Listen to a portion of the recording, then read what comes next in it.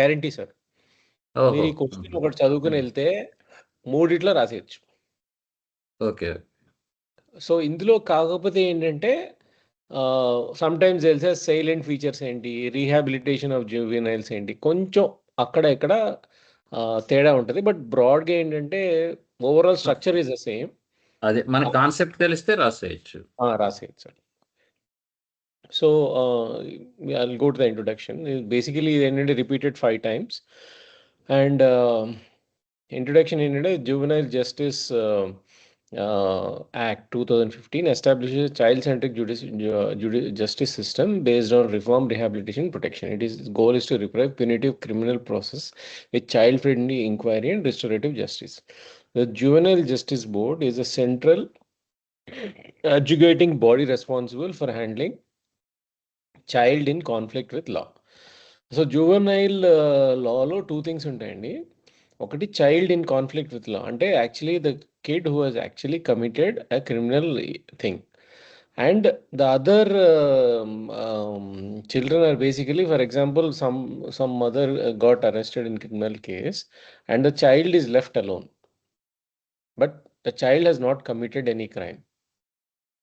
Okay. So basically a kind of orphan kind of thing, right? Because so ఇవి ఏంటంటే ఇవి differentiate చేశారు juvenile justice బోర్డ్లో. So the child who has actually committed a crime, they are called as children in conflict with law. And structure వచ్చేసి ఇది applies to all persons below 18 years. Okay, below 18 years. ముందు 16 years ఉండేది, దీన్ని 18 years చేశారు. Okay, దీని మీద some cases ఉన్నాయి which will study అనమాట. Okay, so what are the things, what is the JJ act says? First, establishment of JJBs. JJB అంటే juvenile justice boards. Okay, which కింద మనం డీటెయిల్గా డిస్కస్ చేస్తాము. అండ్ నెక్స్ట్ సారీ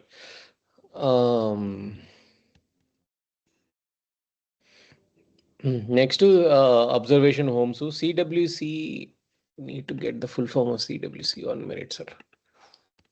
మీకు ఏమైనా తెలుసా CWC అంటే?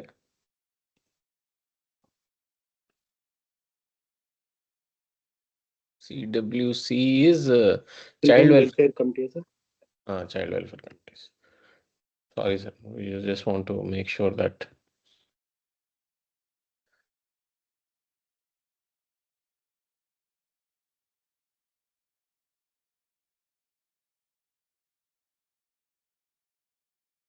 Okay. Observation homes. So basically ఏంటంటే ఇందులో ఈ యాక్ట్లో జస్టిస్ బోర్డులో ఎవరు ఉండాలి, ఈ చైల్డ్ వెల్ఫేర్ కమిటీస్లో ఎవరు ఉండాలి, observation homes, special homes, places for safety. Okay, it also covers enquiry, bail, age determination. మెయిన్గా ఏంటంటే అసలు ఏజ్ డిటర్మినేషన్, అసలు వాడు చైల్డా కాదా అనేది age determination, and preliminary assessment. Okay, so these are all the things which it covers. And then after that it includes rehabilitation and aftercare. So prohibits death penalty and life imprisonment without release for juveniles, ensures privacy, dignity and non-stigmatizing procedures. So basically death penalty, life imprisonment. So Nirbhayalo one guy was below 18 years, so వాడికి death penalty ఇవ్వలేదు, or life imprisonment కూడా ఇవ్వలేదు వాడికి. So what are the key principles? ఒకటి ఏంటంటే they work in the best interest. So all decisions must be in favour of the child. Second thing అంటే presumption of innocence. So basically they presume it is innocent up to 18 years. ఇన్నోసెంట్గా చేశాడు.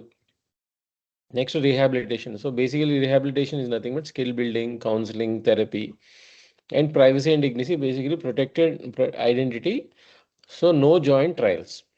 So fresh start ఏంటంటే erasure of records after 18. So after 18 ఏం చేస్తారంటే వాడి రికార్డ్ని erase చేసేస్తారు అనమాట. So he has a clean record on his criminal activities.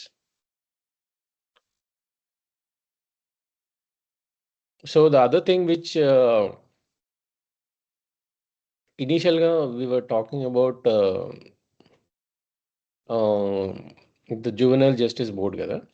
So అసలు బేసికలీ జువెనైల్ జస్టిస్ బోర్డ్ అంటే ఏంటి? జువెనైల్ జస్టిస్ బోర్డ్ గురించి will talk about it. First thing is juvenile justice బోర్డ్లో there is a principal magistrate అండి, and 2 social workers ఉండాలి, అందులో ఒక women ఉండాలి. సో బేసికలీ కోరం ఏంటంటే మెజిస్ట్రేట్ ప్లస్ 1 సోషల్ వర్కర్, అంటే మినిమం కోరం ఇదైతే ఉండాలి డెసిషన్స్ తీసుకోవడానికి. Which is defined in section 4. Next to powers and functions. What is the inquiry? Child friendly, non-adversarial, rehabilitation oriented. And second thing ఏంటంటే age determination, ఇందాక మనం అనుకున్నాం. So వాళ్ళు ఏం చేస్తారంటే అసలు enquiry into what has actually happened, and then they have to do age determination, school records or even a medical test, birth certificate or medical test. Okay, so ఇందులో ఏంటంటే there is one case, these are all landmark case.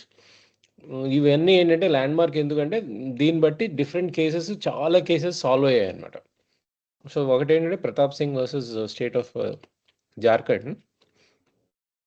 ఇందులో ఏంటంటే before the juvenile justice board, so they did a mandate. Basically what happened is the constitutional bench settled a long standing controversy regarding the crucial date for determining juvenility. So although this arises from the Juvenile Justice Act, it is highly relevant to jurisdiction criminal procedures. So the conflict ఏంటంటే age determination చేస్తున్నారు కదా ఇక్కడ section 94 ప్రకారం. So వాళ్ళు ఏమంటారంటే date of offence, అంటే ఏ రోజైతే for example వాడు మర్డర్ చేశాడు అనుకోండి, ఆ మర్డర్ చేసిన రోజు వాడి ఏజ్ తెలుసుకుందామా, లేకపోతే ట్రయల్ స్టార్ట్ అయిన రోజు వాడి ఏజ్ తెలుసుకోవాలా? Okay, determined on the date of accuse is produced in the court.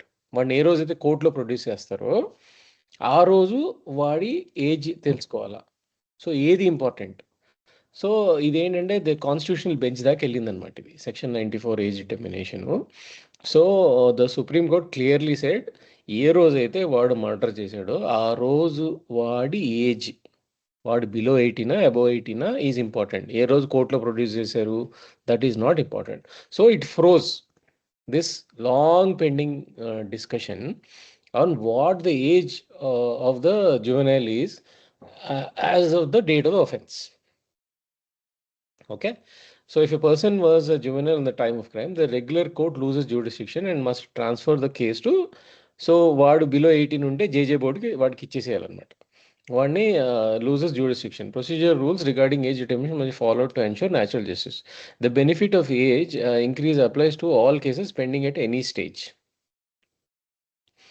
Okay, the benefit of age increase అంటే ఇనీషియల్గా the age was at 16. సో దాన్ని ఏజ్ ఇంక్రీజ్ చేశారు, రెట్రోస్పెక్టివ్ చేశారు. అంటే పాత కేసులు కూడా వాడు ఆ టైంలో if he was between below 18 years then all that should come to JJB and one way trial అవ్వకూడదు అనమాట. So these are the landmark judgments where they have settled this long standing issues based on these cases. Okay, so this is another case where it is Hariram versus State of Rajasthan. The Supreme Court took the laid down principle in Pratap Singh and solidified them into practical mandate. Okay, so practical mandate ఏంటంటే old Juvenile Justice Act 1986, దాని తర్వాత new act came in 2000. So 2000లో ఏంటంటే 18 years అని చెప్పారు, వేరేజ్ 1986లో అయితే 16 years అని ఉంది. So the retrospective breakthrough which this case has given, which is basically Pratap Singh, said 18 years kada. The biggest contribution of Hariram judgment was clarifying section 7A and section 20 of JJ Act. The court held the benefit of being a juvenile is retrospective.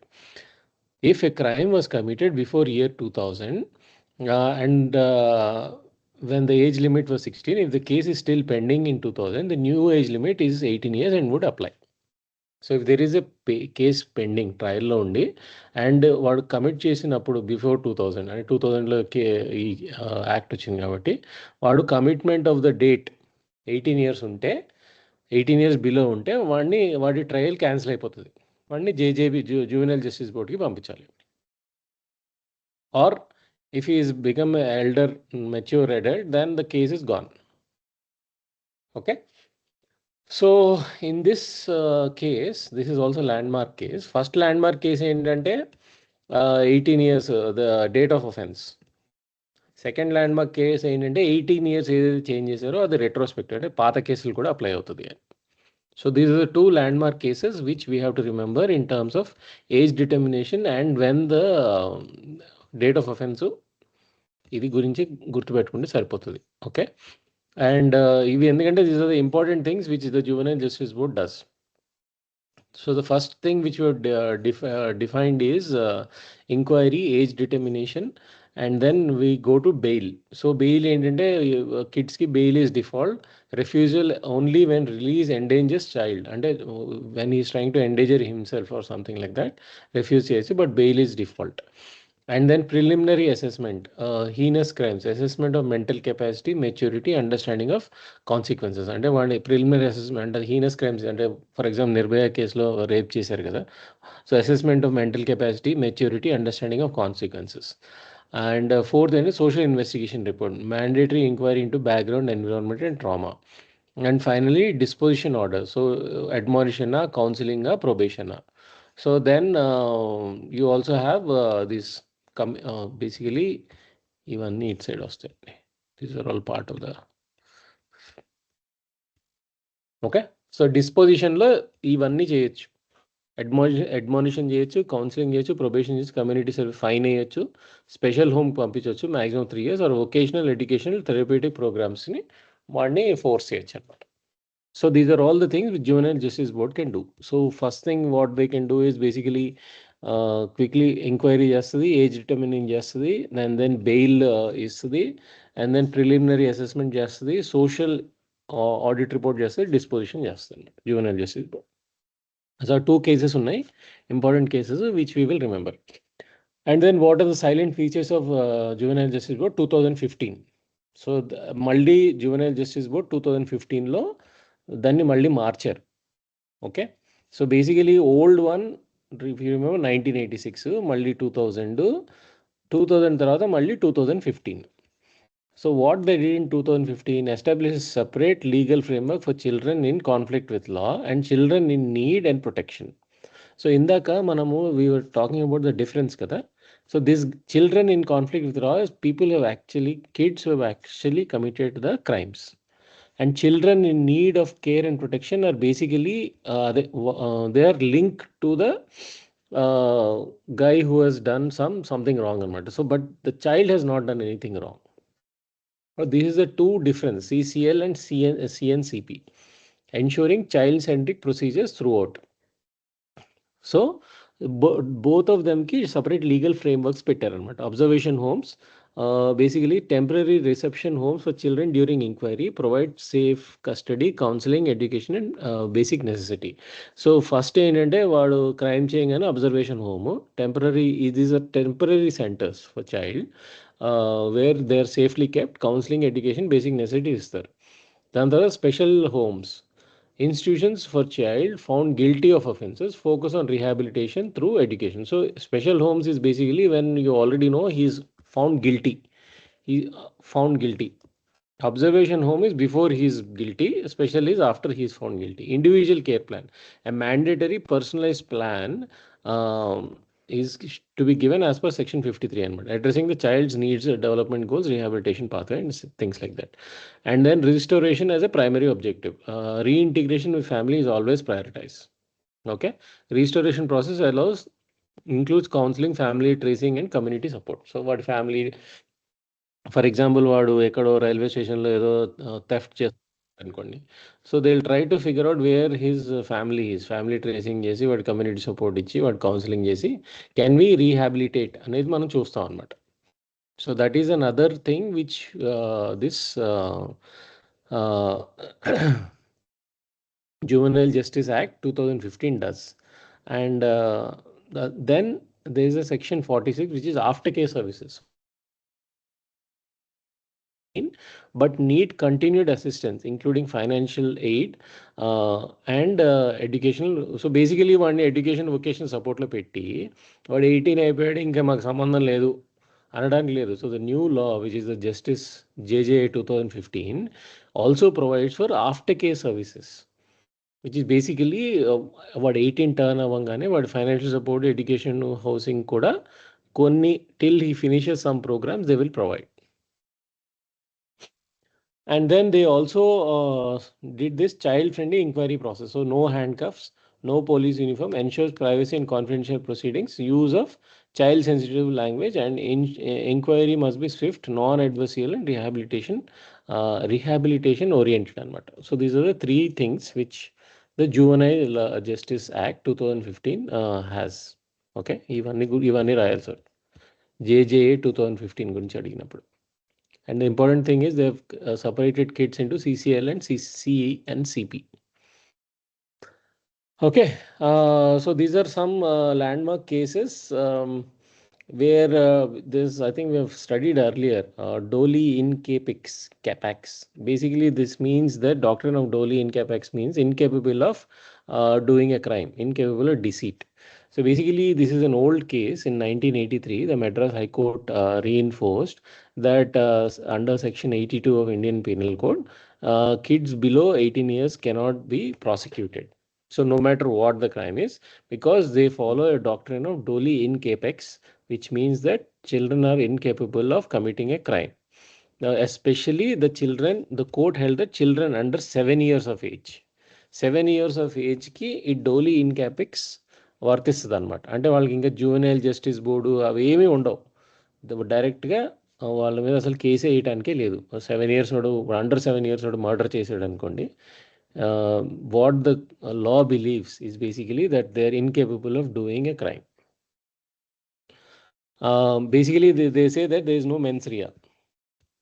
So there is no trial permitted, and the law does not allow any trial, and irrefutable. And unlike other legal presumption, this prosecution is prohibited from bringing evidence to show that specific 6-year-old exceptionally brilliant, malicious, or whatever. You cannot show because they strongly believe that incapable of forming the necessary criminal intent below 7 years. So remember this. In this case, that precedent was set. This was one of the landmark cases in terms of child. And there's another case where Shatrugana versus State of Orissa. This case further clarified the effect of absolute defense of Doli in capax, okay, in relation to consequences of child death. The High Court affirmed that defense provided by Section 82 is complete and absolute bar to conviction. So in this case, I think they questioned the Section 82 itself. At Doli in capax, asalu why should we use any? But High Court bar chesindam Section 82 complete bar, and you cannot override it, and you cannot question the Section 82 also. Okay, so again, there's another question. So there are multiple shades of Juvenile Justice Act and Juvenile Justice Board and so one question might be, what is the rehabilitation procedure they use in the Juvenile Justice Act? So the rehabilitation procedure అంటే ఇందాక మనం అనుకున్నాం కదా, observation homes before వాడు క్రైమ్ని ఇది చేసే ముందు observation homes పెడతారు. Special homes is basically after he's found guilty, and individual care plans. I think we have just discussed all this. And family restoration, వాడి ఫ్యామిలీ ఎక్కడ ఉందో ఎతుకుతాము. Community based rehabilitation, placement with fit persons, fit facilities, registered NGOs by probation officers. And then you also do aftercare. 18 years తర్వాత కూడా వాడికి ఇస్తాం అనమాట. And then for example, if he has some addictions or things like that, we do a therapy. Provides mental health support, trauma health, well-being, and substance abuse of de-addiction programs as rehabilitation work. Okay, so this is one of the rehabilitation గురించి. They may just say part be rehabilitation ఎలా జరుగుతుంది అని. So again we have just parts of them we have repeated. Okay, and in this I think the same old cases we're repeating the same. Hariram ఇందాక మనం అనుకున్నాం కదా, where Hariram versus state of this థింగ్లో retrospective effect ఉంటుందని. So పాత cases కూడా చేస్తాము అని చెప్పారు. So that is something which we wrote. So broadly, I'll go back to because it is an important question, you'll anyway get it in the exam. I'll just go through it again. Basically, you need to talk about the structure, scope, application enti. The latest Juvenile Justice Act is 2015 andi. Okay, first one was in 86, తర్వాత 2000లో చేశారు. Latest is in 2015. So ఇది ఏంటంటే 18 years చెప్తుంది. ఇందులో establishment of boards ఉంటాయి, welfare committees ఉంటాయి, observations homes ఉంటాయి, special homes ఉంటాయి, ప్లేసెస్ ఆఫ్ సేఫ్టీ ఉంటాయి. అండ్ దాని ఎంక్వైరీ ఎలా చేయాలి, బెయిల్ ఎలా ఇవ్వాలి, ఏజ్ డిటర్మినేషన్ ఎలా చేయాలి, ప్రిలిమినరీ అసెస్మెంట్ ఎలా చేయాలి, ఇవన్నీ ద యాక్ట్లో ఉంటాయండి. అండ్ రీహాబిలిటేషన్, ఆఫ్టర్ కేర్ ఉంటుంది. Provides death penalty, prohibits death penalty and life imprisonment for these kids below 18. So key principles ఏంటంటే బెస్ట్ ఇంట్రెస్ట్ ఆఫ్ ద చైల్డ్లో చేయాలి, up to 18 years, rehabilitation, skill building, privacy అంటే వాడికి identity privacy ఉంటుంది. 18 years తర్వాత వాడి record erase చేసి fresh start ఇస్తారనమాట యాజ్ పర్ సెక్షన్ 24. జస్టిస్ బోర్డులో ఒక మెజిస్ట్రేట్, 2 సోషల్ వర్కర్స్ ఉంటారు. మినిమం కోరం ఏంటంటే ఏ డెసిషన్ తీసుకోవాలన్నా ఒక మెజిస్ట్రేట్, ఒక సోషల్ వర్కర్ ఉండాలి. అంటే ఇద్దరు సోషల్ వర్కర్లు కలిపి తీసుకోలేరు. ఒక మెజిస్ట్రేట్, ఒక సోషల్ వర్కర్ కోరం ఉంటేనే ఆ డెసిషన్స్ తీసుకోగలం అన్నమాట. So again we're coming back to the same thing. Enquiry ఒకటి, ఏజ్ డిటర్మినేషన్ ఒకటి. ఏజ్ డిటర్మినేషన్లో 2 cases ఉన్నాయి. ఒకటి basically date of offence supreme court ఇచ్చింది, and the second case is basically 2000 before cases also above అంటే బిలో 18 ఉన్న వాళ్ళని ట్రయల్ నుంచి తీసేసింది. బెయిల్ ఏంటంటే bail is default unless the guy is trying to harm himself. Preliminary assessment, mental capacity, maturity, social investigation reports ఒకటి తీసుకోవాలి. Environment ఏంటి and what డిస్పోజిషన్లో ఇవి దీస్ ఆర్ అంటే బేసికలీ వానికి జైల్ శిక్ష చేయలేం కదా, admonishing, counselling, probation, community service, fine, special homes చేస్తాం అనమాట. Again coming back to the special features of JGA, observation homes, special homes, individual care plans, restoration and after care services, and what are the enquiry procedure, handcuffs ఇవన్నీ చేయకూడదు, and all these things. And then rehabilitation procedure, again this is the procedure. What is the procedure before crime prove అయినప్పుడు ఒక home, తర్వాత ఒక home, వాడికి ఒక plan చేస్తారు. వీలైతే వాడి ఫ్యామిలీ రీస్టోర్ చేస్తారు. అండ్ కమ్యూనిటీ బేస్డ్ రీహాబిలిటేషన్ అంటే వాడికి ఫ్యామిలీ లేకపోతే కమ్యూనిటీ బేస్డ్ ఎన్జిఓస్లో పెట్టడం, ఫిట్ పర్సన్స్ దగ్గర పెట్టడం చేస్తారు. And after care also 18 years తర్వాత కూడా వాడు if is going through some learning thing వాడికి కంప్లీట్ అయ్యేదాకా వాడికి సపోర్ట్ చేస్తారు. అండ్ వాడికి ఏమన్నా థెరపీస్, అడిక్షన్స్ ఉంటే కూడా they'll do this mental health and substance de-addiction programs కూడా చేస్తారు. Okay, any questions? Or we can move to the next one. No, sir. You can move. Sorry, నేను మళ్ళీ రిపీట్ చేస్తున్నాను, ఏమనుకోకండి, but it's important question. This is very important, sir. It is actually good. Okay. Sir Saibaba గారు మీరు చెప్తారా? లేరా ఆయన? నేను చదువుతానండి. Okay sir, okay.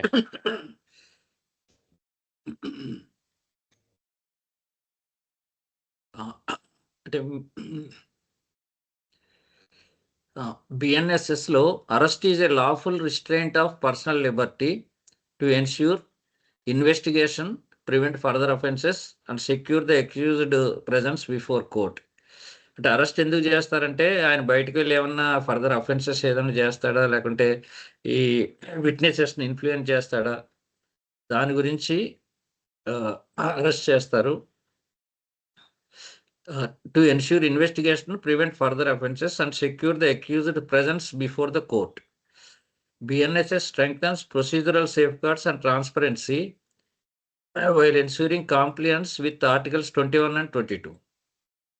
Police powers are balanced with rights-based protections and judicial oversight. దీంట్లో స్ట్రక్చర్ అండ్ స్కోప్ ఈ provisions ఏమిటంటే arrest without warrant section 35-36 చెప్తుంది. అరెస్ట్ విత్ వారెంట్, విత్ వారెంట్లో మ్యాజిస్ట్రేట్ ఇష్యూ చేస్తారు warrant. Preventive arrest section 151. Rights of arrested persons section 50 subsection 2, 50A, 41D, 54, 57. Special protection section 46(4), arrest of women after sunset, compatible with constitutional safeguards and supreme court directives. ఇవి ఈ sections అన్నీ ఉన్నాయి ఇందులో. Key principles. Cognizable offence. Cognizable అఫెన్స్లో police may arrest without warrant ఇక్కడ cognizable offence, non cognizable offence అని ఉంది. ఇవి ఏంటంటే బిఎన్ఎస్ఎస్ ఫస్ట్ షెడ్యూల్లో ఈ cognizable offence, non cognizable offences ఏవన్నది అందులో ఇచ్చారు. దాన్ని బట్టి కాగ్నైజబుల్ అఫెన్స్ అయితే police may arrest without warrant ఏం అక్కర్లేదు, పోలీస్ డైరెక్ట్గా అరెస్ట్ చేయొచ్చు. ఇది సెక్షన్ 35 ప్రకారం. నాన్ కాగ్నైజబుల్ అఫెన్స్ అంటే వారెంట్ కంపల్సరీ కావాలి, మ్యాజిస్ట్రేట్ అప్రూవల్ కావాలి. జనరల్గా నాన్ కాగ్నైజబుల్ అఫెన్స్ దానికి లెస్ దాన్ 3 years ఇంప్రిజన్మెంట్ ఉంది జనరల్గా. Right to information section 50 must inform grounds of arrest. ఇప్పుడు అరెస్ట్ చేసే ముందు ఎవరినైతే అరెస్ట్ చేస్తున్నారో అతనికి వాళ్ళ రిలేటివ్స్కి కూడా చెప్పాలి ఎందుకు అరెస్ట్ చేస్తున్నారండి, what are the causes for arresting him, అది ముందుగా ఇన్ఫార్మ్ చేయాలి, అది compulsory. Right to legal aid section 41D lawyer allowed during interrogation చేస్తున్నప్పుడు లాయర్ని అలౌ చేస్తారు. 24 hour rule, that is section 57 must be produced before a magistrate. First arrest without warrant చూద్దాం. Arrest without warrant section 35, 36, 151. BNSS allows arrest without warrant. అది మనం ఇంతకుముందు చెప్పుకున్నాం. Cognizable offence అయితే is committed in the presence of police. జనరల్గా offence punishment 3 years and above ఉంటే cognizable offence కింద వస్తుంది. అంటే most of the cases correct ఇది కాదు. కరెక్ట్ అంటే షెడ్యూల్ 1లో ఉన్నవే కాగ్నైజబుల్, నాన్ కాగ్నైజబుల్ అవే చెప్తాయి. Police have reasonable suspicion based on credible information. పోలీసులకి ఇన్ఫర్మేషన్ ఉండాలి, ఈయన నిజంగానే క్రైమ్ చేశాడని. Arrest is necessary to prevent escape, evidence tampering or further crime. అది మనం ఇందాక పైన చెప్పుకున్నాం. ఆయన ఎక్కడికి పారిపోకుండా, లేకుంటే ఎవిడెన్స్ని ఏమి ట్యాంపర్ చేయకుండా, లేకుంటే ఫర్దర్ క్రైమ్స్ కమిట్ చేయకుండా, దీనికోసం అరెస్ట్ చేస్తారు. The person is a proclaimed offender or habitual offender. ఆయన ఆల్రెడీ అఫెన్సెస్ అంతకుముందు చేస్తుంటే తప్పనిసరిగా అరెస్ట్ చేయాల్సి వస్తుంది. Preventive arrest under section 151 to stop imminent offences. మనం అప్పుడప్పుడు పేపర్లో చూస్తుంటాం, ఇది అతనికి ముందే ప్రివెంటివ్గా అరెస్ట్ చేశారని. ఇప్పుడు ఏదైనా రాజకీయ నాయకులు సభలు జరుగుతున్నప్పుడు ఆపోజిట్ పార్టీ వాళ్ళని హౌస్ అరెస్ట్ చేస్తారు కదా, అట్లా. Police may arrest based on cognizable offence, suspicion, habitual offender status and preventive powers. ఇక్కడ కేసులా ఉంది. కేసులా కొంచెం కిందకి జరపాలండి.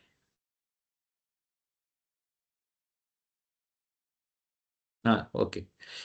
కేసులా illegal arrest or procedural irregularity. HN Rishbud versus state of Delhi. ఇది 1955 case. The supreme court addressed the critical link between investigation stage conducted by police and trial stage conducted by the court. The case involved Prevention of Corruption Act, where a specific rank of officer was required to investigate. Instead, an unauthorized lower ranking officer conducted the probe. ఇక్కడ మనకి ఈ cognisable అఫెన్సెస్లో పనిష్మెంట్ని బట్టి rank decide అవుతుంది. అది DSP చేయాలా లేకుంటే CI చేయాలన్నది. ఈ పర్టికులర్ కేసులో unauthorized lower rank officer probe conduct చేశారు. The court has to decide, does a bad investigation destroy the good trial that follows. ఇది ఓన్లీ టెక్నికల్ ఫాల్ట్. దానివలన ఫర్దర్ ట్రయల్ అంతా బాగానే ఉంది, ఆ ట్రయల్ ఏమన్నా ఎఫెక్ట్ అవుతుందా? ఇది ఇక్కడ ఇన్వెస్టిగేషన్ స్టేజెస్ మనం చెప్పుకుందాం. The court first defined what a complete investigation అంటారు సిఆర్పిసి, నౌ బిఎన్ఎస్ఎస్. అదేమిటంటే ఇన్వెస్టిగేషన్ ఏం చేయాలంటే, ఇన్వెస్టిగేషన్ కంప్లైంట్ వచ్చిన వెంటనే ఆ స్పాట్కి వెళ్ళాలి, ఎక్కడైతే స్పాట్ జరిగిందో, proceeding to the spot. Next ascertaining the facts and circumstances. అక్కడ ఆ ప్లేస్లో అసలు క్రైమ్ ఎలా జరిగింది, చుట్టుపక్కల వాళ్ళని ఎంక్వైరీ చేయటం, ఆ క్రైమ్లో ఉన్న ఎవిడెన్సెస్ తీసుకోవటం, వాటితోటి ఎస్సర్టైన్ చేయాలి. Discovery and arrest of the suspected offender. అక్కడ సస్పెక్టెడ్ అఫెండర్ ఎవరో ఉంటారు కదా, అతన్ని నెక్స్ట్ అతను కనుక్కొని అతను అరెస్ట్ చేయాలి. కలెక్షన్ ఆఫ్ ఎవిడెన్స్, ఇది important. Examination of examining witnesses, అక్కడ ఉన్న వాళ్ళు విట్నెసెస్ని ఎగ్జామిన్ చేయటం, ఆ ప్లేస్ని చెక్ చేయటం. సీజింగ్ ఆఫ్ ఎగ్జిబిట్స్, అక్కడ ఏమన్నా ఎగ్జిబిట్స్ ఏమన్నా దొరికితే, ప్రూఫ్ ఏమన్నా దొరికితే వాటిని సీజ్ చేయటం. ఇది collection of evidence. Formation of opinion as to whether there is a case to place the accused before a magistrate. అంటే ఈయన్ని మ్యాజిస్ట్రేట్ ముందు మనం హాజరుపరచాలా లేదా అన్నది డిసైడ్ చేయాలి. ఇది చెప్పారు ఈ దీంట్లో ఈ త్రీ స్టేజెస్ ఆఫ్ ఇన్వెస్టిగేషన్లో. The supreme court established the foundational principle that while the police are mandated strictly follow procedural law regarding investigation and arrest. ఇది కొంచెం పైకి జరపండి sir. Any illegality or defect in the investigation does not automatically vitiate the legality of the subsequent trial or conviction. అంతకుముందు అనుకున్నాం కదా, only technical ఏమిటంటే lower rank officer investigate చేశారు. Because of that subsequent trial అదేమి దాన్ని dismiss చేయాలా లేదా, ఆ సబ్సిక్వెంట్ ట్రయల్ అది కరెక్ట్గా చేస్తే it will not effect technical ఏదైతే ఉందో, that will not affect the further trial. The court ruled that conviction can only be set aside if the irregularity has occasioned a failure of justice or actual and substantial prejudice to the accused in presenting their defense. ఇది only technical మాత్రమే. Higher rank official బదులు lower rank official investigation చేశారు, కానీ ట్రయల్లో establish అయింది ఆయన offence చేశారని. కాబట్టి అది దాన్ని ఈ టెక్నికల్ ఫాల్ట్ని మనం లెక్కలోకి తీసుకోవాల్సిన అవసరం లేదని కోర్టు చెప్పింది. Correct sir. సో అందులో ఏమైందంటే sir, low rank officer investigate చేసి అరెస్ట్ చేశారు. సో కోర్ట్ ఏమందంటే ఇన్వెస్టిగేషన్లో ఈ ప్రొసీజర్ ఫాలో అయ్యారా, proceeding to spot, ascertaining the facts, discovery, ఇవన్నీ ఫాలో అయ్యారు. కాబట్టి వాళ్ళు ప్రొసీజర్గా ఫాలో అయ్యారు. బట్ ఏంటంటే కొన్ని మీరన్న టెక్నికాలిటీ ఇష్యూ ఉంది. టెక్నికల్ ఇష్యూ ఉన్నప్పుడు మీరు అరెస్ట్ ఇన్వాలిడ్, ఇన్వెస్టిగేషన్ ఇన్వాలిడ్, కాబట్టి ట్రయల్ ఈజ్ ఇన్వాలిడ్ అని చెప్పడానికి లేదు అని సుప్రీంకోర్టు చెప్పింది sir. So which is suppose to be landmark judgment. Okay okay sir, go head. Next case కొంచెం కిందకి కొంచెం కింద. Okay sir. Okay. Case state of Karnataka versus K. Errapareddy. This case affirmed that enduring principle from H.N. Rishbud. H.N. Rishbud మనం పైన చదివాం. Specifically addressing the consequences of procedural deviations during arrest and investigation. The Supreme Court held that procedural deviations are illegalities in arrest do not nullify the subsequent prosecution. Same అక్కడ అనుకున్నది. Or strip the court of its jurisdiction to take cognizance unless it is shown that substantial prejudice was caused to the accused. అంటే అక్యూజ్డ్కి ఏమన్నా అతనికి ఎగనెస్ట్గా దీని వలన ఈ procedure వలన జరిగితే తప్ప, ఓన్లీ టెక్నికల్ ఇష్యూ ఏదైనా వస్తే దాన్ని it will not nullify the subsequent prosecution. However the court simultaneously emphasised the accountability of the police for violating mandatory procedure. కానీ పోలీస్ అకౌంటబుల్ అవుతారు, ఎందుకంటే ఇట్ ఈస్ మ్యాండేటరీ కరెక్ట్గా ప్రొసీజర్ ఫాలో అవటం. Confirming that while the trial continues, the officers responsible for the procedural breaches can still face appropriate disciplinary or legal action. వాళ్ళ internal disciplinary action ఉంటుంది కదా, అది వాళ్ళ మీద తీసుకోమని కోర్టు చెప్పింది. ఇది state of Karnataka versus K. Errapareddy 1999 case. Arrest with warrant. ఇంతవరకు మనం అరెస్ట్ వితౌట్ వారెంట్ చెప్పుకున్నాం. అరెస్ట్ వితౌట్ వారెంట్ దేంట్లో అంటే కాగ్నైజబుల్ అఫెన్స్లో. If the offence is cognizable, then the police can arrest the accused without warrant. If it is non cognizable, then warrant is necessary. Police cannot arrest. Warrant is necessary అంటే ఇవన్నీ చిన్న కేసులు అనమాట, which are punishment for which is normally less than 3 years. Offence is non cognizable, Court requires judicial control over arrest. Complaint cases require magistrate's approval. ఇది magistrate approve చేయాలి. Magistrate ఒక order ఇవ్వాలి, మీరు ఆయన అరెస్ట్ చేయండి అని. Warrant arrest is used for non cognizable offences and requires judicial authorisation. ఈ magistrate ఇస్తేనే, ఈ మ్యాజిస్ట్రేట్ వారెంట్ ఇష్యూ చేస్తేనే వీళ్ళు అరెస్ట్ చేయగలుగుతారు, లేకుంటే చేయలేరు. 4 features.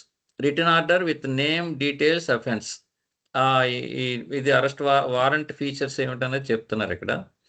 It should be written with the name of the accused, details and offense. Executed by police or authorized person. Police కానీ any authorized person కానీ అరెస్ట్ చేయొచ్చు. Must be carried out without delay. ఇది ఈ warrant ఇమ్మీడియట్గా execute చేయాలి. Accused must be produced promptly before magistrate. అది 24 hours లోపల magistrate ముందు హాజరుపరచాలి అతన్ని. Rights of arrested persons. ఇది BNSS section 50, 50A, 41D, 54 and 57. Right to know the grounds of arrest. Already మనం చెప్పుకున్నాం. The accused must be informed immediately, clearly and in a language they understand about the grounds of arrest and the exact allegations. ఆయన అసలు ఎందుకు arrest చేస్తున్నారు, ఆయన మీద ఉన్న allegation ఏమిటి, అది ఆయనకి తెలిసిన లాంగ్వేజ్లో. ఆయనకి ఇంగ్లీష్ రాకపోతే తెలుగులో చెప్పాలి, ఆయన లాంగ్వేజ్ ఏదైతే అది. Right to be informed of bail eligibility. ఇది కూడా చెప్పాలి, మీకు బెయిల్ ఎలిజిబిలిటీ ఉంది, you can seek A bail before the court అని చెప్పచ్చు. Section 50 subsection 2. In bailable offences, ఇక్కడ మన షెడ్యూల్ 1 మీరు చూసినట్టయితే, షెడ్యూల్ 1లో కాగ్నైజబుల్ అఫెన్స్ బెయిలబుల్లా, నాన్ బెయిలబుల్లా, అలాగే నాన్ కాగ్నైజబుల్ అఫెన్స్ బెయిలబుల్లా, నాన్ బెయిలబుల్లా, అట్లా అది ఉంటుంది. దీన్ని బట్టి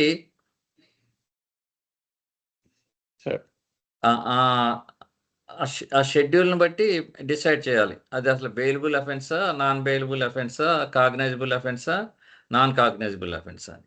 ఇది బెయిలబుల్ అఫెన్స్ అయ్యి ఉంటే police should inform the accused that they have the right to seek bail. అది మీరు బెయిల్ తీసుకోవచ్చు. బెయిల్ స్టేషన్ బెయిల్ అయి ఉండొచ్చు, లేకుంటే మ్యాజిస్ట్రేట్ ఇచ్చే బెయిల్ అయి ఉండొచ్చు. And their entitlement to be released upon furnishing sureties. Right to inform relative or friend. ఆయనకి చెప్పడమే కాకుండా వాళ్ళ రిలేటివ్ కానీ ఫ్రెండ్కి కానీ తప్పనిసరిగా చెప్పాలి. The arresting person must notify a nominated person, either relative or friend, about the arrest, place of detention and maintain an entry in the arrest register. Police దీనిలో నా కాగ్నైజబుల్ అఫెన్స్లోనేమో మనం ఎఫ్ఐఆర్ చేస్తాం. Non cognizable అఫెన్స్లో ఒక register ఉంటుంది, arrest register అంటారు దాన్ని. ఆ రిజిస్టర్లో enter చేయాలి. దీంట్లో ఎఫ్ఐఆర్ ఉండదు నాన్ కాగ్నైజబుల్ అఫెన్స్లో. The arresting officer must notify a nominated person about the arrest, place of detention and maintain in entry in the arrest register. Right to legal representation. The accused has the, ఇది 41D. The accused has the right to meet an advocate during interrogation. అది ఇంతకుముందు అనుకున్నాం, మన వేణుగారు కూడా చెప్పారు, అడ్వకేట్ని తెచ్చుకోవచ్చు ఇంట్రాగేషన్లో. Ensuring protection from coercion and maintaining procedural fairness. అది కోయర్షన్ లేదని వాళ్ళు ప్రూవ్ చేయగలిగి ఉండాలి పోలీసులు. And maintain procedural fairness. Right against self incrimination. Article 20, subsection 3 plus BNSS safeguards. The accused cannot be compelled to give a self-incriminatory statement. అతను ఏమన్నా confession ఇస్తానంటే confession that should be before magistrate only. Police ముందు confess చేసినా అది recognise కాదు. Any confession must be voluntary and recorded before a magistrate. Magistrate ముందు record చేసినా కానీ మ్యాజిస్ట్రేట్ ఇన్ఫార్మ్ చేయాలి that it will be self incriminating if you voluntarily if you confess before me, that will be used against you అని magistrate కూడా చెప్పాల్సి వస్తుంది. Right to medical examination. The arrested person is entitled to medical examination. అది మనందరికి తెలుసు, arrest చేసిన వెంటనే political leaders అందరినీ హాస్పిటల్కి తీసుకువెళ్ళి వాళ్ళకి మెడికల్ ఎగ్జామినేషన్ చేయిస్తారు. Especially if there are injuries, allegations of torture, or when medically necessary. Medical reports protect human rights and are crucial evidence. దానికోసం మెడికల్ ఎగ్జామినేషన్ చేయించాలి. Section 54 right to be produced before magistrate with in 24 hours. ఇది కూడా చదువుకున్నాం మనం. Section 57 the accused must B brought before the nearest magistrate with in 24 hours excluding travel time. అది excluding travel time దీన్ని దృష్టిలో పెట్టుకుని మీకు గుర్తుంటుంది, చంద్రబాబు నాయుడుని అరెస్ట్ చేసినప్పుడు ఆయన కారులో పెట్టి తిప్పేశారు ఒక రోజంతా. అదంతా ట్రావెల్ టైం కింద వచ్చేస్తుంది. అది పోను మిగిలింది 24 hours. This prevents illegal detention and custodial abuse. అది స్పెషల్ ప్రొటెక్షన్ ఫర్ ఉమెన్. ఉమెన్కి మళ్ళీ స్పెషల్ ప్రొటెక్షన్ ఉంది. ఉమెన్ని సన్సెట్ తర్వాత అరెస్ట్ చేయకూడదు. Section 46 subsection 4 women cannot be arrested after sunset or before sunrise without prior permission of a magistrate. మీరు అలాగ arrest చేయాలనుకుంటే మ్యాజిస్ట్రేట్ పర్మిషన్ కావాలి.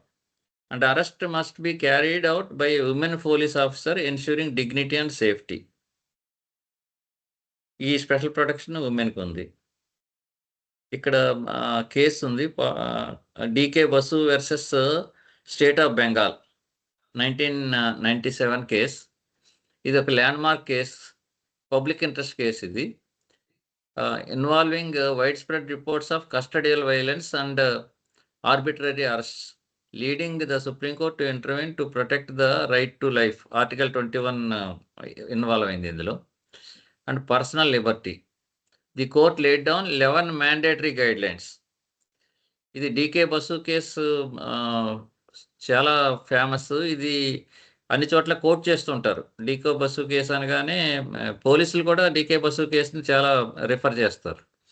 For police and investigating agencies to follow during arrest and detention including the essential requirement to prepare an arrest memo, how to prepare an arrest memo, how to get witness signatures on it, and conduct a mandatory medical examination of the arrestee every 48 hours. Make an entry in the police diary. ఇది police డైరీలో arrest చేసినప్పుడు police డైరీలో enter చేయాలి. And recognise the right to inform a relative or friend of the arrest. ఇది already చెప్పుకున్నాం. The ruling established that these guidelines are binding procedures now reflected as protections under PNSS, and their violations can lead to departmental action and state liability. So ఈ DK Basu case చాలా famous. ఇందులో ఈ procedure ఎట్లా follow అవ్వాలి arrest చేసినప్పుడు అన్నది mandatory guidelines ఇచ్చారు. Next case ఇది డీకే బస్సు రొడల్ షా కూడా మనం ఆల్రెడీ చదువుకున్నాం అంతకుముందు IPCలో. Rudul Sah versus state of Bihar 1983. ఇది కూడా చదివాం, Rudul Sah versus state of Bihar.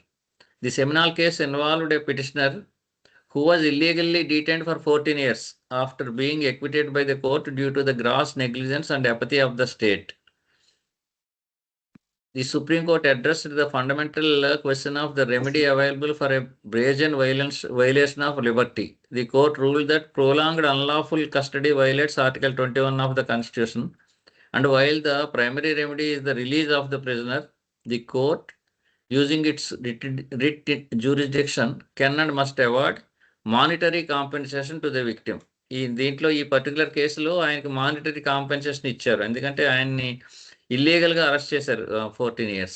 The judgment established the principle of public law compensation in India, holding the state directly liable for the illegal act of its officials and providing concrete relief for the infringement of fundamental rights. అంటే ఇది state pay చేయాల్సి వస్తుంది compensation. ఇది రొడల్ షా కేసులో ఇది already establish అయింది. Ways a person may be brought before court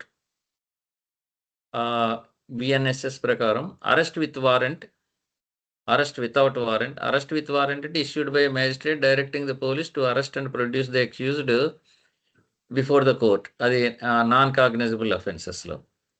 arrest without warrant, police may arrest without a warrant in cognizable offences as per BNSS provisions, replacing section 41A of CRPC. Summons.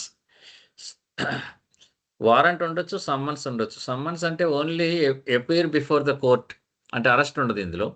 A formal return order requiring A person to appear before the court at a specified time date without coercive custody. అంటే arrest కాకుండా ఆయన కోర్టుకి రమ్మని ఇస్తే అది summons అవుతుంది. notice of appearance. For minor offenses, police may issue a notice to appear instead of arrest, ensuring compliance without custody. ఈ minor offences అన్నిటిలోనూ పోలీసులకు నోటీస్ ఇస్తారు.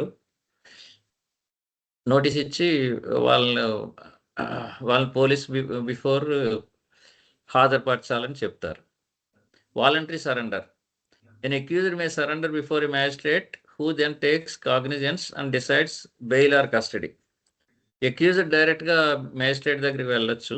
ఆయన డిసైడ్ చేస్తారు వెదర్ టు గివ్ బెయిల్ లేకుంటే ఆయన కస్టడీకి పంపించాలని. Arrest by magistrate. Magistrate may directly arrest or order arrest if the accused appears before them or is present in court and commits an offense. అది కోర్టులో ఉన్నప్పుడు కానీ లేకుంటే మ్యాజిస్ట్రేట్ దగ్గరికి వెళ్ళినప్పుడు కానీ ఆయన అరెస్ట్ చేయమని ఆర్డర్ ఇవ్వచ్చు magistrate. Arrest by private person. పోలీసులే కాదు, ప్రైవేట్ పర్సన్స్ కూడా అరెస్ట్ చేయొచ్చు. అది ఏ కేసులు అంటే private person may arrest and offender who commits a non bailable cognizable offence. అది ఇంతకుముందు అనుకున్నాం కదా, షెడ్యూల్ 1లో నాన్ బెయిలబుల్ కాగ్నైజబుల్ అఫెన్స్ లిస్ట్లో ఉంటే వీళ్ళు అరెస్ట్ చేయొచ్చు private person and must hand over them to police immediately. Arrest చేసిన తర్వాత ఇమ్మీడియట్గా హ్యాండ్ ఓవర్ చేయాలి పోలీసులకి.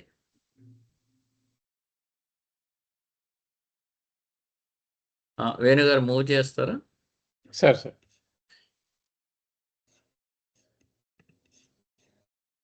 Can you see? కొంచెం కిందకి జరుగు. Yeah. ఇంకొంచెం. ఓకే. ఇది Sanjay Chandra versus CBI. This is a case which figured in Part C. The facts of this case involved a challenge to the denial of bail to high-profile accused individuals in a major financial scam, which raised the fundamental issue of the principles of granting bail, especially in cases where the trial is likely to be prolonged. The Supreme Court established the cardinal legal principle that bail is the rule and jail is the exception. అంటే as per rule మీరు bail ఇవ్వాల్సిందే, jail అన్నది only exception అని చెప్పారు supreme court. Ruling that pre trial detention constitute a serious breach of individuals right to liberty under Article 21 of the Constitution. The court held that arrest should not become punitive and bail should be denied only when there are strong compelling reasons such as the likelihood of the accused absconding, tampering with evidence or threatening witnesses. ఈ మూడు ఇంతకుముందు చెప్పుకున్నాం. ఆయన పారిపోతాడని కానీ లేకుంటే ఎవిడెన్స్ని tamper చేస్తాడని కానీ లేకుంటే విట్నెస్ని థ్రెటన్ చేస్తారని కానీ ఉంటేనే అరెస్ట్ చేయాలి. Not merely based on the gravity of the charges alone. ఇది సంజయ్ చంద్ర వర్సెస్ సిబిఐ కేసులో. దీంట్లో మెయిన్ ఏమిటంటే bail is the rule and jail is the exception. Next Arnesh Kumar versus state of Bihar. The landmark case addressed the prevalent issue of mechanical and unjustified arrests, particularly in cases involving matrimonial disputes. ఇది చాలా ఎక్కువైపోయింది. Matrimonial డిస్ప్యూట్స్లో section 498A ఐపీసీలో అది మెకానికల్గా అంటే ఇమ్మీడియట్గా case file చేయగానే అంతకుముందు arrest చేసేసేవారు. And other offences where the maximum punishment is up to 7 years. The Supreme Court directed police officers to avoid automatic arrests. Actually, section 498A అంతకుముందు automatic arrest ఉండేది, అది supreme court వద్దని చెప్పింది. And established strict guide lines interpreting section 41A of the CRPC. Now it is section 35 of BNSS. The ruling mandates that police must record a justification for arrest and serve a notice of appearance, and the magistrate must be satisfied that the arrest is necessary for specific reasons, ensuring that the power of arrest is not misused to harass the accused. అంతకుముందు 498Aలో husband మీద అత్తమామల మీద కూడా case వేసేవారు, ఇమ్మీడియట్గా వాళ్ళని arrest చేసేవారు. ఇది ఈ జడ్జిమెంట్ వచ్చిన తర్వాత, Arnesh Kumar versus state of Bihar judgment వచ్చిన తర్వాత అది తగ్గింది.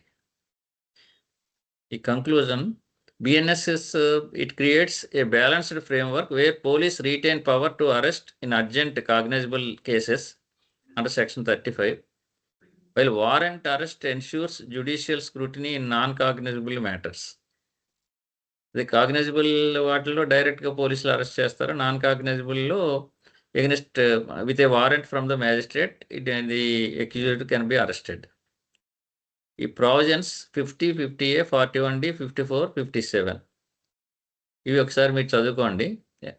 Embedded constitutional guarantee.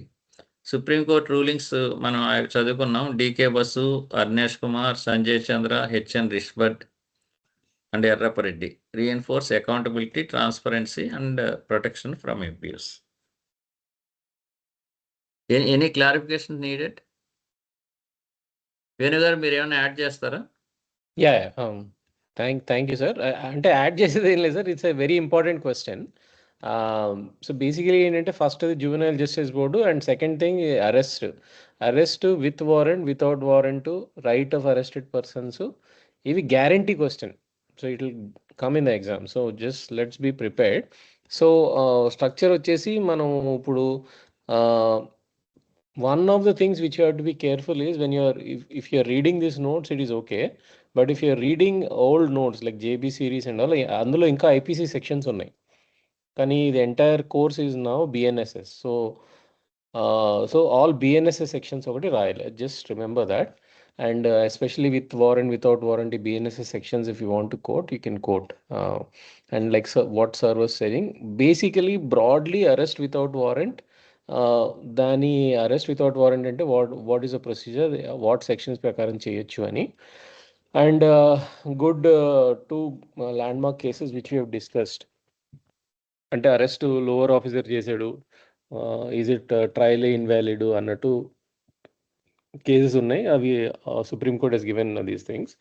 And there are cases where there is arrest with warrant which is basically magistrate issued.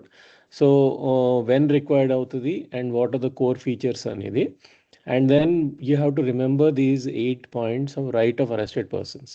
So arrest గురించి చెప్పినప్పుడల్లా ఈ సెక్షన్స్ గుర్తులేకపోయినా what are the rights, broadly arrested పర్సన్స్కి ఏం రైట్స్ ఉంటాయి, ఏ గ్రౌండ్స్ మీద అరెస్ట్ చేశారు, ఆ బెయిల్ ఎలిజిబుల్ ఉందా లేదా, ఫ్రెండ్కి ఇన్ఫార్మ్ చేయగలడా లేదా, లీగల్ రిప్రజెంటేషన్ వాడు తీసుకోగలడా, అండ్ సెల్ఫ్ ఇన్క్రిమినేషన్ వాడు ఏమైనా రిటర్న్ స్టేట్మెంట్ చేస్తే అది సెల్ఫ్ ఇన్క్రిమినేషన్ అవుతుందా, right to medical examination, right to produce before magistrate in 24 hours. And especially women అయితే వాళ్ళకి స్పెషల్ ప్రొటెక్షన్ కావాలి. So broadly these are the things. And if you want to quote the sections, you can quote the sections. And also I think there are some arrest గురించి DK Basu is a landmark this thing. 11 mandatory guidelines ఇచ్చారు, arrest చేసేటప్పుడు ఇవి చేయాలండి అని చెప్పారు. And రుడాలి Shah of course వాడిని జైల్లో 14 years పెట్టారు కాబట్టి అది కోర్ట్ తప్పే కాబట్టి supreme court side government has to pay him money. And again we are coming back to what are the different ways in which a person can be arrested: with warrant, without warrant, summons ఇస్తారు, appearance చేయమంటారు, voluntary surrender చేయమంటారు, arrest by magistrate and arrest by private person. So 7 types of different arrests that can happen, or a person can be brought before the court. So the last 2 cases again, we will again talk about them in the bail అని ఒక separate topic ఉంది, question ఉంది, అందులో కూడా మాట్లాడదాం. Sanjay Chandra CBI is a landmark bail అనమాట, where lot of people quote this డిఫెన్స్లో. Say bail is a rule, bail ఇవ్వాలండి, బెయిల్ లేకపోతే ఎలాగని, bail is a rule and jail is exception అనే కోర్టు ఈ కేసు నుంచి వచ్చిందనమాట. అండ్ అర్నీష్ కుమారు స్టేట్ ఆఫ్ బీహార్లో బేసికలీ అన్జస్టిఫైడ్ రైట్ అదేంటి అరెస్ట్ అవుతున్నప్పుడు, ఎస్పెషలీ మ్యాట్రిమోనియల్ డిస్ప్యూట్స్లో. So court said automatic arrest చేయడానికి లేదండి. So they gave some guide lines which are right now aligned with section 35 of BNSS. Justification of arrest ఇవ్వాలి. ముందైతే automatic arrest చేశారు domestic violence, ఇప్పుడు అలా చేయడానికి లేదు. So these are all the content about arrest. So అది స్పెసిఫిక్గా వాళ్ళు మన సైలెంట్ ఫీచర్స్ అడగొచ్చా లేకపోతే రైట్స్ అడగొచ్చా, సో బేసిక్ కాంటెంట్ రాసుకొని మిగతా wherever it fits you can write అండి. అలా మనం సెట్ చేసాం. Okay, any questions? So will move on to the next one which is the third question. Sir నేను చదవమంటారా? మీరు చదవండి, నెక్స్ట్ నేను చదువుతాను. Okay sir. పవన్ సార్ అప్పుడప్పుడు హెల్ప్ చేయండి సార్, ఎంత మా మీద వేసేసారు భారం మీరు. ఆడియన్స్ కూడా ఉండాలి కదా సార్. నా role 100% I'll take care of it. I'll join now. I'm kidding. మీకు ఎప్పుడు కంఫర్ట్ అయితే అప్పుడు చెప్పండి, no issues. Okay okay. So basically initial second was arrest, third ఏంటంటే search and seizure. This is also very important question. Last 9 yearsలో 6 times అడిగారు దీన్ని. Search and seizure. So police వాళ్ళు సర్చ్ సీజర్ చేసినప్పుడు కాన్స్టిట్యూషన్ వ్యాలిడిటీ ఏంటి, అసలు వాళ్ళ procedure ఏంటి, వాళ్ళ లిమిటేషన్స్ ఏంటి. సో ఇప్పుడు search and seizure we have to look in the lens of బిఎన్ఎస్ఎస్లో ఏంటి. BNSS search and seizure powers under BNSS are essential to for investigation. They enable police and magistrate to secure evidence, prevent destruction of material, and maintain public order. So constitutional validity of search and seizure ఏంటంటే Article 21, right to privacy and liberty. And Article 14, protection against arbitrary action. Article 23, protection against self-incrimination.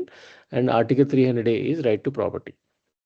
So ఈ articles మనకి ఏం provisions ఇస్తున్నాయి అంటే, so any search must follow process. Article 21, be minimally intrusive and justified by law. Second Article 14 ఏంటంటే, search cannot be discriminative or abusive. They must follow clear guidelines. 23 ఏం చెప్తుంది, search cannot compel and accuse to provide testimonial evidence. Search చేశాను కదా, ఇప్పుడు నువ్వే చేసావు అని return statement తీసుకోవడానికి లేదు. Article 300A, seizure can occur only through lawful authority and proper procedure. So seizure అంటే సెర్చ్ చేసినాక, let's say they found gold or let's say they found drugs or something, there is a procedure for seizure, and it has to be done through a proper procedure. You just cannot do whatever way you want to. So in BNSS, what is the procedure for search and seizure? Search with warrant. So basically in the searching 2 types ఉంటాయి. Search with warrant చేస్తారు, search without warrant చేస్తారు. Search with warrant అంటే Section 94, a magistrate may issue a search warrant when it is necessary to recover documents, materials, property or evidence. Search without warrant is permitted when the police officer believes that delay in obtaining a warrant would lead to escape of the accused or destruction of evidence. So when police believes that ఎవిడెన్స్ని మీరు destroy చేస్తాడు అన్నప్పుడు without warrant చేయొచ్చు అనమాట, Section 165 ప్రకారం. Authority to conduct searches is BNS Section 44. Police officers may search premises, persons or vehicles when legally empowered and when procedural safeguards are followed. Okay. So basically ఏంటంటే, ఇప్పుడు వాడు వచ్చి premises, vehicles ఇవి search చేయొచ్చా, procedural safe guards follow అయినప్పుడు Section 44 ప్రకారం they can do the search. And search of persons must be carried out with decency. A woman must be searched by only female officer. Search of premises ఎలా ఉంటుంది, officer must record reasons for search, enter premises lawfully, follow proper documentation. So search without documentation they cannot do, and they have to record it. And the other thing is presence of witness. So basically search of a premises must be conducted in the presence of 2 independent and respectable witness from the locality. So 2 independent witness ముందే search చేయాలి. Next is seizure, inventory and documentation. A seizure list, Panchnama must be prepared, signed by 2 witnesses, signed by officer, and a copy given to the occupant of the premises. So ఇది Caesar list వచ్చేసి signed by 2 witnesses, signed by officer, signed a copy to be given to the premises. Urgent search ఏంటంటే special procedure ఉంటుంది. Police may enter and search without warrant when immediate action is required, risk of evidence being removed, threat of public safety or emergency circumstances requiring swift action. So ఇది urgent search అనమాట.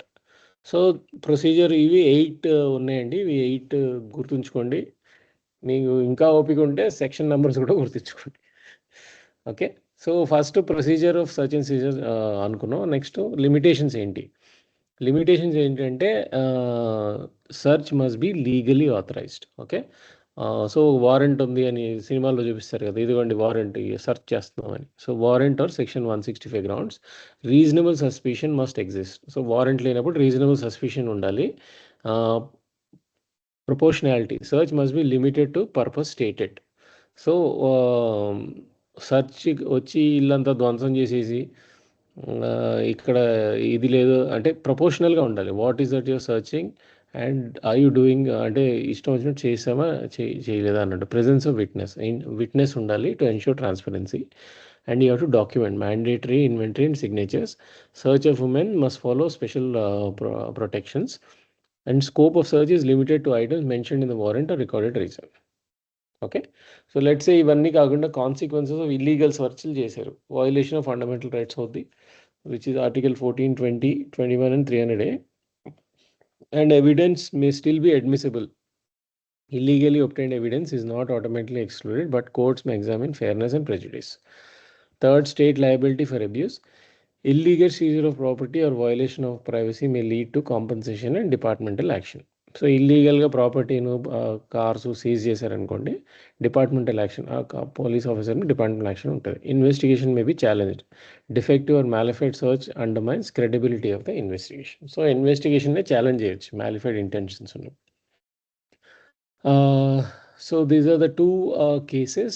One is Puranmal was director of investigation. The facts of the case involved evidence obtained through a search that violated procedure rules under the Income Tax Act, raising the fundamental question of admissibility in the court.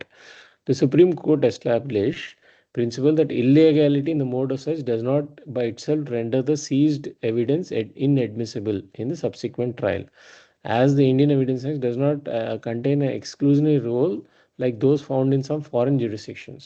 The court held that state must follow fair procedure and concerned officer must be liable for the procedure lapse, but trial court must focus on the relevancy and authenticity. So this is the case where they found evidence through illegal search. So the court said proper trial avalante we'll admit it, but we will have departmental action on the police guy who has done this illegal search. So this was one of the very old cases in 1974, which is also a landmark case. So ఇల్లీగల్గా search చేసింది అడ్మిసిబులా కాదా అన్నదానికి supreme court said yes, it is admissible if it is part of the trial, but departmental action has to be taken on the guy who has not followed the process. The second case is basically landmark case, address the consequences of non-compliance with mandatory safeguards during searches under Narcotic Drugs (NDPS) Act. The Supreme Court emphasized that where personal liberty is at stake, procedural safeguards are mandatory and are part of the process guaranteed by the Constitution. The court held that non-compliance with mandatory provisions violates Article 40, rendering the search illegal. Okay. While not automatically leading to acquittal, the illegality raises a grave doubt about the prosecution case and can ultimately result in the evidence being rejected and accused being acquitted. 1999లో ఏదైతే ఈ కేసు ఉందో, ఈ కేసులో ఏం చెప్పారంటే the landmark case addressed that narcotics యాక్ట్లో వాడిని ఇల్లీగల్గా సెర్చ్ చేసి తీసుకున్నారు. So it said that since grave doubt raise చేస్తుంది కాబట్టి ఈ evidence might be rejected and accused might be acquitted. If that is the only thing that is our search is the only thing that is in the case is hinging, then he might win the case. The criminal might win the case, or the accused might win the case. That's what the second case is about. Okay, so two different views. 1974 ఒక view, 1999లో ఒక view ఉందన్నమాట. Just మీకు idea కోసం, and these are both are landmark cases. So finally, about search and seizure, BNSS provides a comprehensive constitutional sound framework for search and seizure. While authorities may conduct search through warrant or urgent warrantless action, their powers are bounded by constitution and statutory safeguards. Judicial precedents like Puranmal and Baldev Singh reinforce the principle that search must be lawful, reasonable, and respectful of individual rights. Okay, so search and seizure this because it is a simple straightforward question, దానికి different flavors ఉండవు కాబట్టి the answer is very crisp and short, and based on this you can write. So constitution validity ఒకటి, procedures ఏంటి, search seizure కి చూసుకోండి, limitations చూసుకోండి, consequences of illegal search, and then the two cases you can write. Any questions, guys? We'll move on to the fourth question. We'll do this as the last one, and tomorrow we'll pick up some speed because it is a Sunday and పొద్దున్న నుంచి బాగా అలసిపోయినట్టున్నారు. 1 to 4 ఈరోజు చేద్దాం sir. And important questions కదా, we need to spend some time also. Guaranteed questions ఇవి. చదవనండి. Bail నేను చదవనా? మీరు చదవండి sir please. Bail, anticipatory bail, types of bail and bail bond. అంటే ఇదేమిటంటే రేపు 8th ఎగ్జామ్ కూడా ఉపయోగిస్తుంది. 8th ఎగ్జామ్లో షార్ట్ నోట్స్ 1 and 2 కవర్ అయిపోతాయి ఇందులో. Okay sir. ఓకే. 1 ఏమిటంటే బెయిల్ బాండ్, 2 ఏమిటంటే యాంటిసిపేటరీ బెయిల్. ఆ రెండు కూడా ఇందులో కవర్ అయిపోతాయి. ఓకే. కాబట్టి మనకి ఇంటర్నల్ ఎగ్జామ్ కూడా ఉపయోగపడుతుంది. Okay sir. Go ahead. Introduction. Bail under BNSS is conditional release of an accused from custody, ensuring their appearance before the court. It reflects the constitutional mandate of personal liberty under Article 21, the presumption of innocence, and the need to prevent unnecessary pre-trial detention. The BNSS strengthens transparency in arrest and encourages a liberal bail philosophy unless custody is essential. అంటే ఎక్కడైతే bail personal Liberty కావాలి కాబట్టి accused అతను ఎక్కడికి పారిపోవడని అని ఇది ఉంటే అతనికి బెయిల్ ఇవ్వచ్చు. Meaning of bail.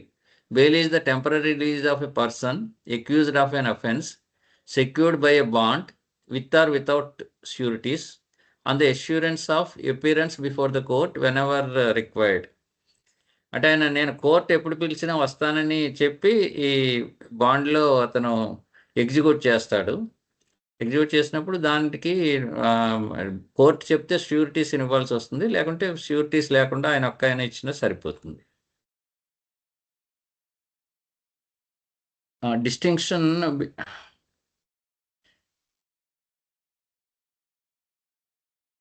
Distinction between bailable and non-bailable offences. Bailable offences అంటే accused has a right to bail. Police may release the accused on bail. అంటే బెయిల్లో టూ టైప్స్. ఒకటేమిటో స్టేషన్ బెయిల్, ఇంకొకటి కోర్టులో మ్యాజిస్ట్రేట్ ఇచ్చే బెయిల్. ఈ bailable అఫెన్సెస్లో police have the authority to issue the bail. Accused has a right to bail.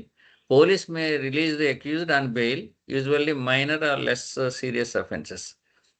No court discretion unless conditions are violated. ఇందులో court description ఏముండదు, పోలీసే ఇచ్చేసేయచ్చు. ఏదైనా కండిషన్స్ వైలేట్ చేస్తేనే అప్పుడు కోర్టు ఇది వస్తుంది. నాన్ బెయిలబుల్ అఫెన్సెస్లో no absolute right to bail. Bail is granted by the court. ఇది ఇక్కడైతే నాన్ బెయిలబుల్ అఫెన్సెస్లో ఓన్లీ కోర్టే ఇస్తుంది. Bail is granted by the court based on judicial description.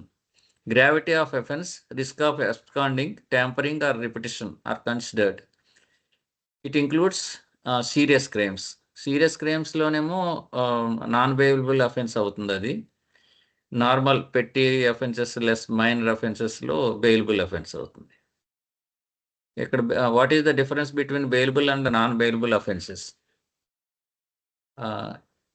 Right to bail. In bailable offence accused has a legal right. ఇది ఇక్కడేమో no right to bail, depends on court's description. Authority to grant bail మనం discuss చేసుకున్న police can grant bail at the police station.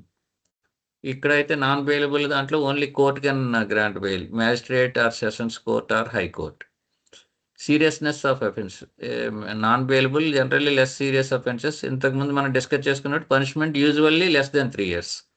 Serious offences like murder, rape, kidnapping and terrorism ఇవన్నీ కూడా non bailable offences. Court's description. Non bailable అఫెన్స్లో bailable అఫెన్సెస్లో court has no description to refuse the bail if conditions are met.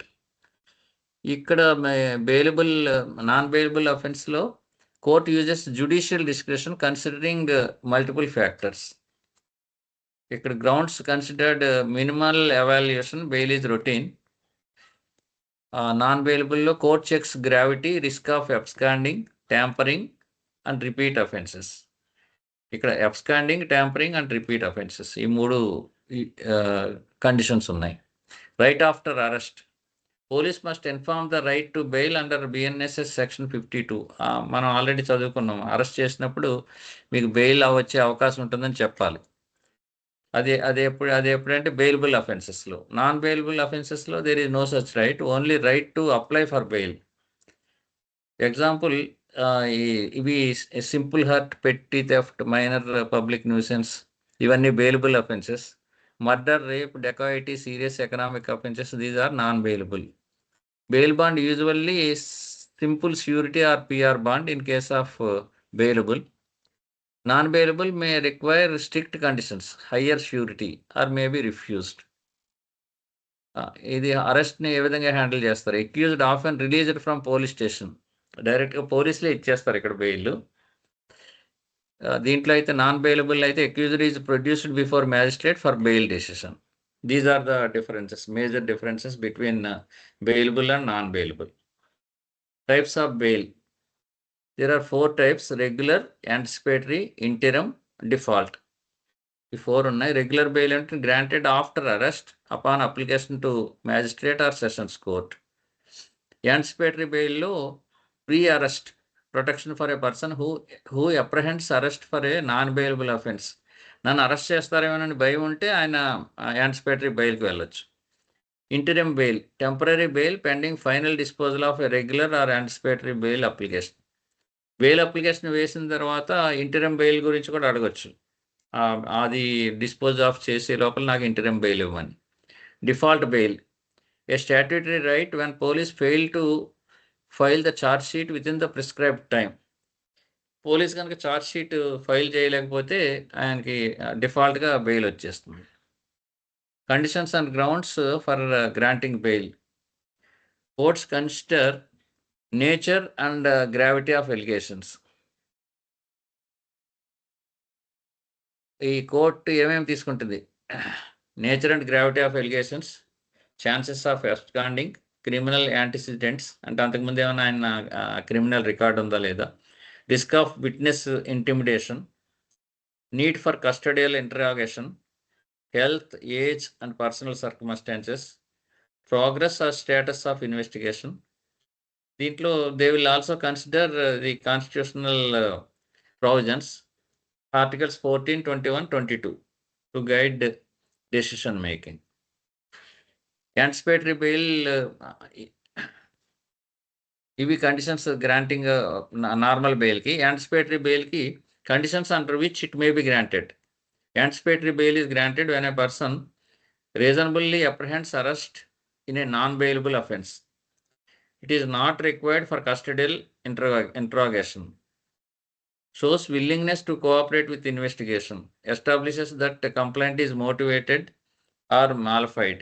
It is not likely to abscond. Has no criminal record. Is willing to follow court-imposed conditions. ఇది ఏమిటంటే ఆయనకి bail యాంటిసిపేటరీగా కావాలంటే ఆయన establish చేసుకోవాలి, నేను ఎక్కడికి పారిపోను, I'm not likely to abscond, I don't have any criminal record. ఇవన్నీ చెప్పి ఆయన అప్లై చేసుకుంటే యాంటిసిపేటరీ బెయిల్ దొరుకుతుంది. In anticipatory bail court may impose some conditions. ఇక్కడ సరెండర్ ఆఫ్ పాస్పోర్ట్, తర్వాత వేణుగారు కొంచెం జరుపుతారా?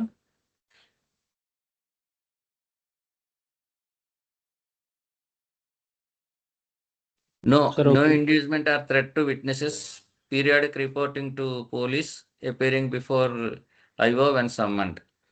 A court, while granting this anticipatory bail, they will put some conditions. These are some of the conditions.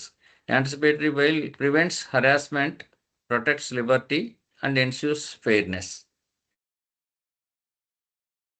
అంటే యాక్చువల్గా liberty ఉండాలి కాబట్టి anticipatory bail.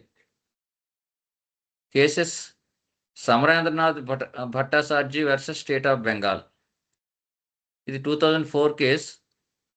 The facts of the case involved an accused seeking anticipatory bail from a court where the alleged offense was not committed, raising the fundamental question of the correct form for the application. ఇదేమిటంటే anticipatory బెయిల్కి వెళ్ళాడు ఆయన, offence నేను చేయలేదు అంటున్నాడు. చేయలేదంటే అప్పుడు ఏ court ఇవ్వాలి అది అప్లికేషన్ అన్నది వచ్చింది, క్వశ్చన్ వచ్చింది. The supreme court rule that an application for anticipatory bail must be filed in the court, either court of sessions or high court, that has territorial jurisdiction over the place where the offense is alleged to have been committed.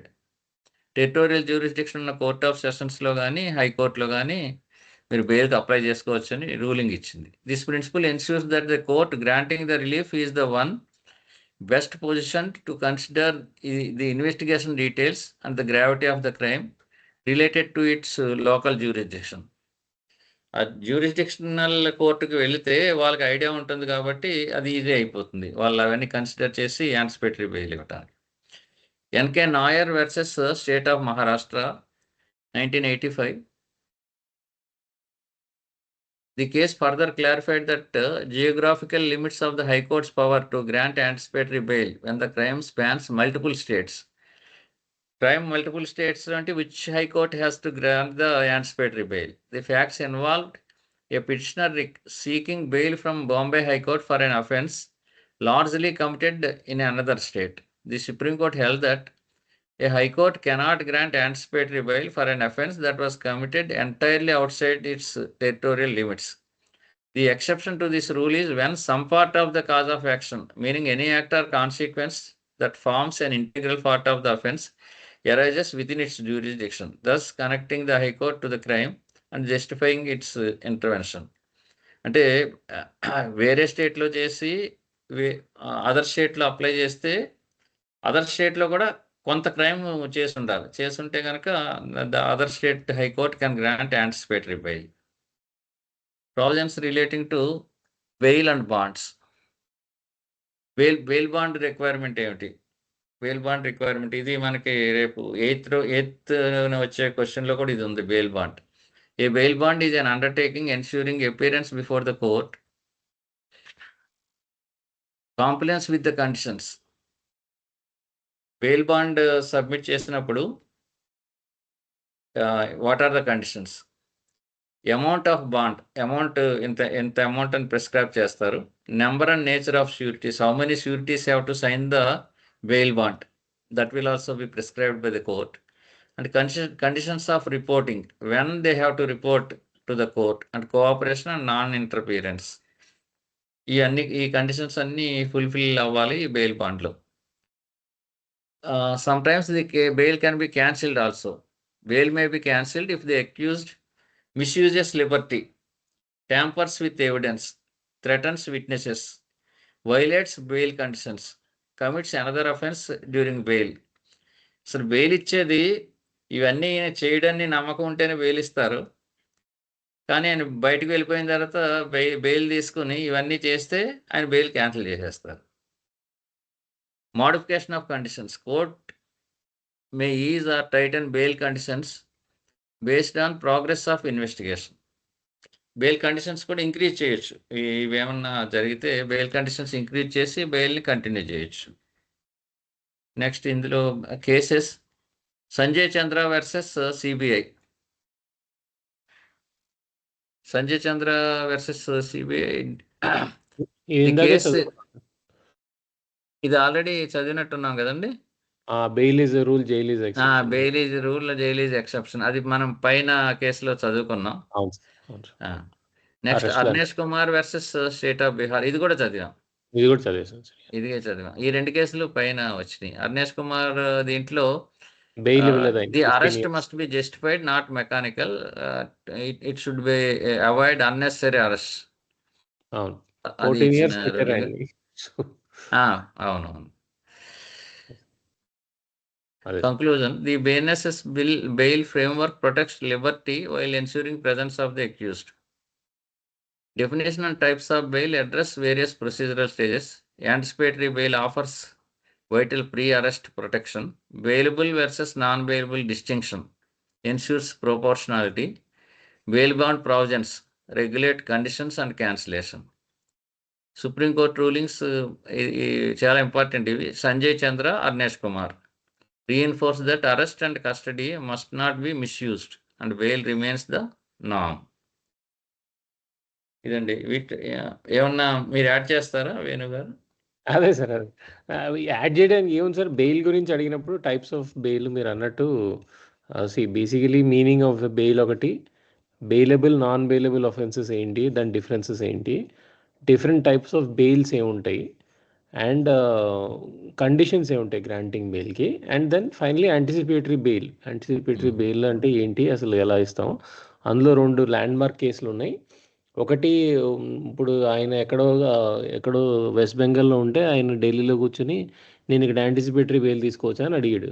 అప్పుడు వాళ్ళు ఏమన్నారంటే, బాబు నువ్వు crime ఎక్కడ జరిగిందో అక్కడ తీసుకోవాలి, are ఆ హైకోర్టులో తీసుకోవాలి, నువ్వు ఎక్కడ పడితే అక్కడ యాంటిసిపేటరీ బెయిల్ తీసుకోవడానికి లేదని ఒక జడ్జ్మెంట్ ఇచ్చింది. సో అదే, ఎందుకంటే ఇంకా కేసు అవ్వలేదు కదా సార్, యాంటిసిపేటరీ బెయిల్ అంటే కేసు అవ్వదు కదా. సో నేను ఎక్కడైనా తీసుకోవచ్చు అన్న ఒక రూల్ ఇది వచ్చింది అనమాట. వచ్చినప్పుడు సుప్రీంకోర్టు క్లారిఫైడ్ సేయింగ్ దట్ ఎక్కడ కమిట్ ఎలిజిడ్ క్రైమ్ ఏందో అక్కడే చేయాలని.